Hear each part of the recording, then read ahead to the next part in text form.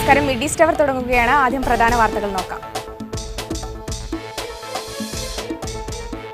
പ്രവാസികൾക്കായി മുഖ്യമന്ത്രി ദുബൈയിൽ നടത്തിയ പ്രഖ്യാപനങ്ങൾ നടപ്പാകുമോ എന്ന കാര്യത്തിൽ ആശങ്ക. ഗൾഫ് രാജ്യങ്ങളിലെ സർക്കാരുകളുടെ പൂർണ്ണ പിന്തുണയില്ലാതെ പദ്ധതി നടത്തിപ്പ് അപ്രായോഗികം.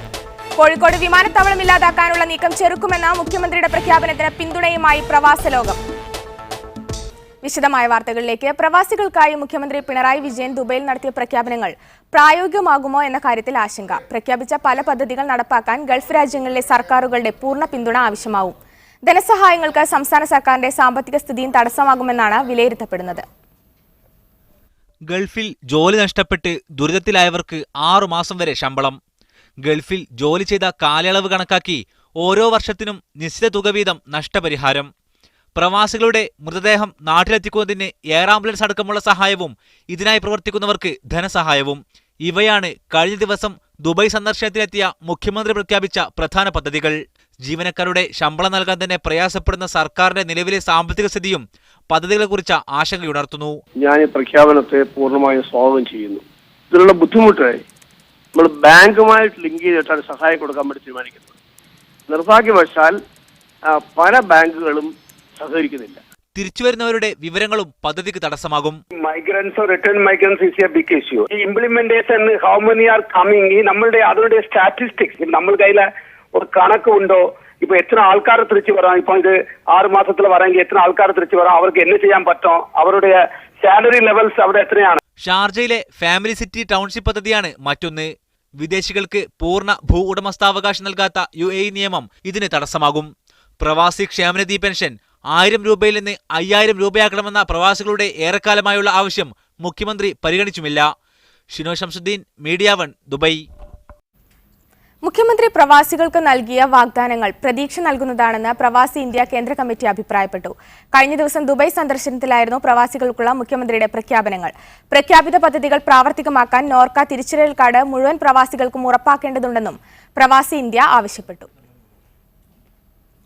കോഴിക്കോട് വിമാനത്താവളം ഇല്ലാതാക്കാനുള്ള നീക്കം ചെറുക്കുമെന്ന മുഖ്യമന്ത്രി പിണറായി വിജയന്റെ ദുബായ് പ്രഖ്യാപനത്തിന് പരക്കെ പിന്തുണ.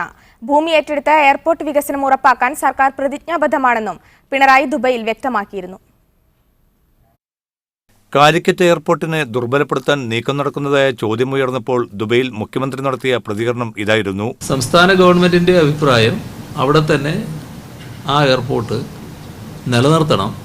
നിലനിർത്തണമെങ്കിൽ കൂടുതൽ സ്ഥലം വേണം. ആ സ്ഥലം എടുത്തു കൊടുക്കാൻ സർക്കാർ തയ്യാറാണ്. വിമാനത്താവളം ഇല്ലാതാവണമെന്ന് ചിലർ ആഗ്രഹിക്കുന്നുണ്ടെന്ന പ്രചാരണത്തെ പരോക്ഷമായി ശരിവെക്കുകയായിരുന്നു മുഖ്യമന്ത്രി പിണറായി വിജയനും. ഈ എയർപോർട്ട് ഇവിടെ ഇല്ലാതായാൽ തരക്കേടില്ലാതെ ചിന്തിക്കുന്ന ഒരു കൂട്ടറും ഉണ്ടോ എന്നൊരു സംശയം വരുന്നുണ്ട്. ഏതായാലും അക്കാര്യത്തിൽ സർക്കാർ ഒരു നിലപാട് വ്യക്തമാക്കിയിട്ടുണ്ട്. ഇവിടെ തന്നെയാണ് എയർപോർട്ട് നിലനിൽക്കേണ്ടത്. ഇത് തന്നെ വികസിക്കുകയാണ് വേണ്ടത്. ഇതാണ് സർക്കാരിന്റെ സമീപനം. ഏതായാലും സംസ്ഥാന സർക്കാർ അതിന് അനുവദിക്കില്ലെന്ന് മുഖ്യമന്ത്രി തീർത്തു പറഞ്ഞു. വലിയ വിമാനങ്ങൾ ഇറങ്ങുന്ന നല്ല രീതിയിൽ നിലനിൽക്കണമെന്ന ആഗ്രഹമാണ് സർക്കാരിനുള്ളതെന്നും മുഖ്യമന്ത്രി വ്യക്തമാക്കുകയുണ്ടായി.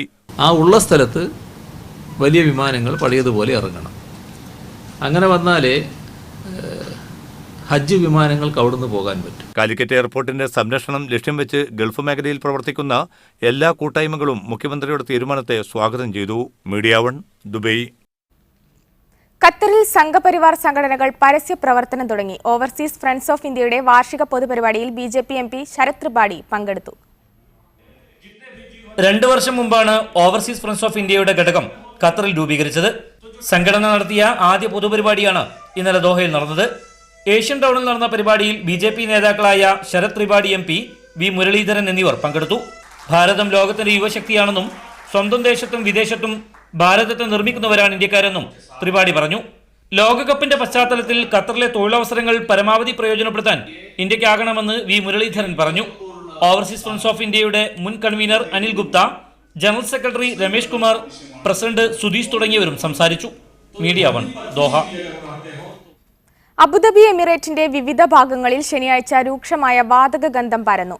പ്രവർത്തനം നടന്നുകൊണ്ടിരിക്കുന്ന ഡീസൽ വാതക കമ്പനിയിൽ നിന്നാണ് ഗന്ധം ഉത്ഭവിച്ചതെന്ന് അധികൃതർ അറിയിച്ചു. അതേസമയം ഏത് കമ്പനിയാണെന്നോ ഏതു തരത്തിലുള്ള പ്രവൃത്തിക്കിടെയാണ് വാതക ഗന്ധം പരന്നതെന്നോ അബുദാബി പോലീസ് സിവിൽ ഡിഫൻസ് അധികൃതർക്ക് തിരിച്ചറിയാൻ കഴിഞ്ഞിട്ടില്ല. 2017 UAE ദാനധർമ്മത്തിന്റെ വർഷം. UAE പ്രസിഡന്റ് ഷെയ്ഖ് ഖലീഫയാണ് ഇത് സംബന്ധിച്ച പ്രഖ്യാപനം നടത്തിയത്. തിരിച്ചൊന്നും പ്രതീക്ഷിക്കാതെ മറ്റുള്ളവരെ സഹായിക്കാനും ദാനധർമ്മങ്ങൾ ചെയ്യാനും രാജ്യവും ജനതയും പുലർത്തുന്ന നിലപാട് ഉയർത്തിക്കാട്ടാനാണ് വർഷാചരണം ലക്ഷ്യമിടുന്നത്. UAE ദാനധർമ്മങ്ങളുടെ രാജ്യമാണ്. ഇവിടുത്തെ ജനത സായിദിന്റെ മക്കളാണ്.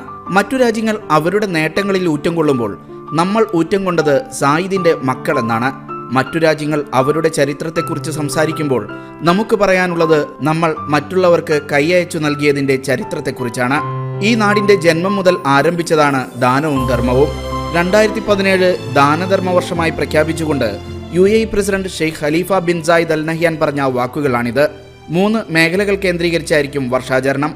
സ്വകാര്യ സ്ഥാപനങ്ങൾ നടത്തുന്ന സാമൂഹിക പദ്ധതികളെ ഏകോപിപ്പിച്ച് രാജ്യപുരോഗതിക്കും വികസനത്തിനുമായി പ്രയോജനപ്പെടുത്തും. സന്നദ്ധ പ്രവർത്തനത്തിനുള്ള താൽപ്പര്യം പ്രോത്സാഹിപ്പിക്കുകയും സന്നദ്ധ പ്രവർത്തകരെ പരിശീലിപ്പിച്ച് വിവിധ മേഖലകളിൽ ഫലപ്രദമായ സേവനങ്ങൾ ലഭ്യമാക്കും.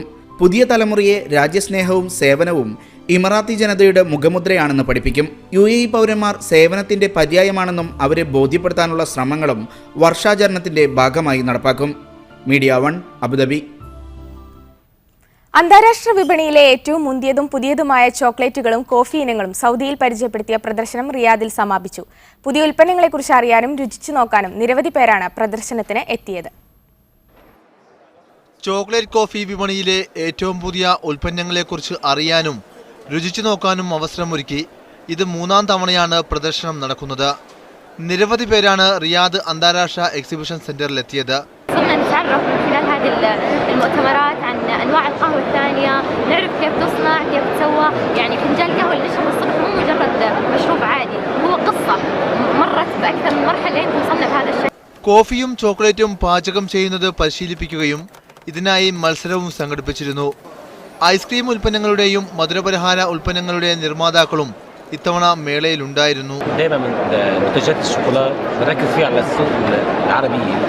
وبالاخص المملكه العربيه السعوديه ونحن هالسنه مشاركين بالمملكه لانه السوق السعودي هو السوق المستهلك الكبير للشوكولا تقريبا بالدول العربيه. സൗദിയുടെ വിവിധ ഭാഗങ്ങളിൽ നിന്നുള്ള കമ്പനികൾക്കൊപ്പം താൻസാനിയ, ഇന്തോനേഷ്യ, ഇന്ത്യ, ഫിലിപ്പൈൻ, തുർക്കി തുടങ്ങിയ രാജ്യങ്ങളിൽ നിന്നുള്ള ഉൽപ്പാദകരും മേളക്കെത്തിയിരുന്നു. 2016 700 മില്യൺ റിയാലിന്റെ കോഫി ചോക്ലേറ്റ് ഉൽപ്പന്നങ്ങളാണ് സൗദിയിൽ വിൽപ്പന നടത്തിയത്. Media 1 Riyadh. OICC Riyadh central committee K Karunakaran അനുസ്മരണ സമ്മേളനം സംഘടിപ്പിച്ചു. മുഹമ്മദ് അലി മണ്ണാർക്കാട് അധ്യക്ഷത വഹിച്ചു. National committee secretary Ismail Erumeli ഉദ്ഘാടനം ചെയ്തു. Abootty master, Sivapuram, Jeddah international school chairman Muhammad Iqbal എന്നിവർ കെ കരുണാകരൻ അനുസ്മരണ പ്രഭാഷണം നടത്തി. കുഞ്ഞി കുമ്പള, സജി കായംകുളം, അസ്കർ കണ്ണൂർ, റസാഖ് പൂക്കോട്ടുംപാടം എന്നിവർ സംസാരിച്ചു. സെലീം കളക്കര സ്വാഗതവും ജോർജ് കുട്ടി മാക്കുളം നന്ദിയും പറഞ്ഞു.